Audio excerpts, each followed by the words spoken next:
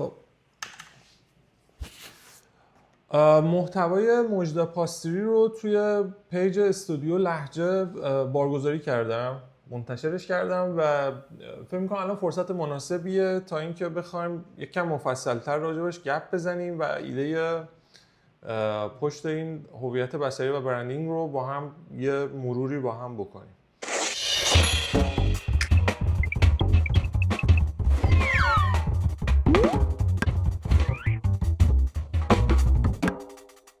این داره ضبط میشه و من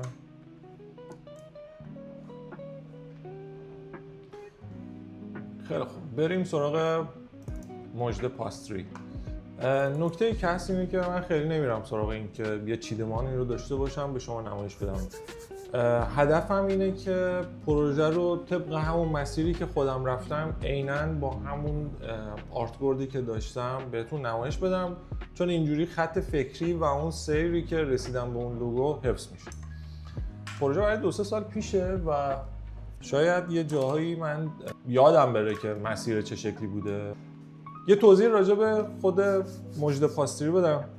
کارگاه تولید کاپ کیک برای مجالس مختلف طبق سفارش این کار انجام میشه.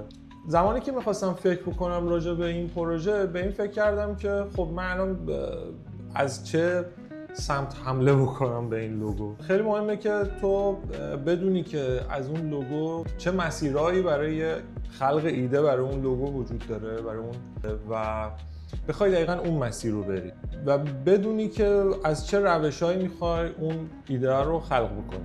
اتفاقی که افتاد این بود که من مجده رو که داشتم بهش فکر می‌کردم، اول اینکه مجده رو با تایپ‌های مختلف با فونت‌های مختلف کنار هم قرار دادم و نگاهشون کردم. یه تجربه‌ای رو قبلا داشتم در زمینه این که وقتی دارم با فونت بدر کار میکنم تو یه سری از حروف یه کرشمه‌های عجیبی توی این فونت وجود داره که خیلی خیره کننده است.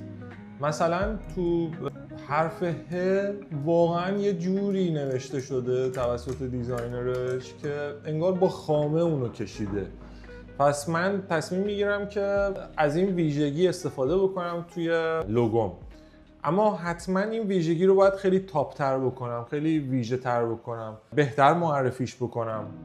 تو ذهنم یک ساختار مثلثی شکل مثل خود کاپ کیک شکل میگیره که این ه در رأس و در تاپ اون مثلث است و داره خیلی تو چشم میاد.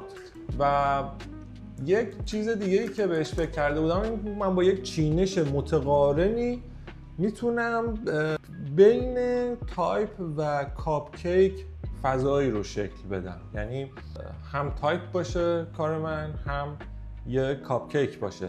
50% من تایپ هم ببینم، 50% دیگه اینو به صورت یک شکل ببینم. یه همچین کمپوزیسیونی به من کمک میکرد تا من بتونم اون هدفم رو دنبال بکنم. ولی توی این چیدمان این نقطه ها خیلی برای من اذیت کننده بود.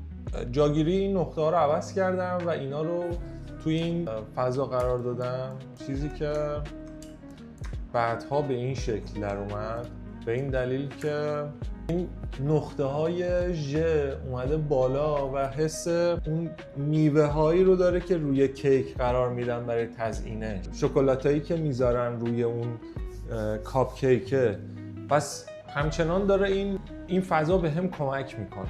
در نهایت خب فضای مختلفی رو هم امتحان کردم اما اینا جواب نمیداد بهم.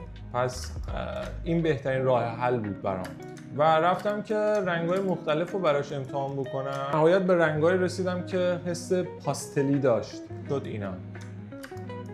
و اینجا بود که اون تیک این لوگو تو ذهن من خورده شد و من تونستم که ازش استفاده بکنم و بعداً از همین نقطه ها به عنوان هویت ازش بهره بردم. مودبورد داشتم براش. مثلا این عکس رو اگه بخوایم نگاه بکنیم در کنار لوگومون حتما به شباهت میرسیم. کافیه فقط این فضا برای من تداعی این تصویر رو بکنه. و من گلمو زدم و ارتباطی که میخوامو شکل دادم. اینکه مخاطب چقدر بتونه این فضا رو با این قرابت بده دیگه از اینجا به بعدش بر عهده تیم محتوایی اون برنده بتونه بهترین بهره رو از این لوگو ببره و الا پیامی که در این لوگو نهفته شده آماده است برای اینکه تیم محتوایی از اون دی ان ای این لوگو و اون خط فکریش استفاده بکنه تا بهترین ارتباط رو با مخاطبش برقرار بکنه. خیلی ممنون که با من همراه بودید.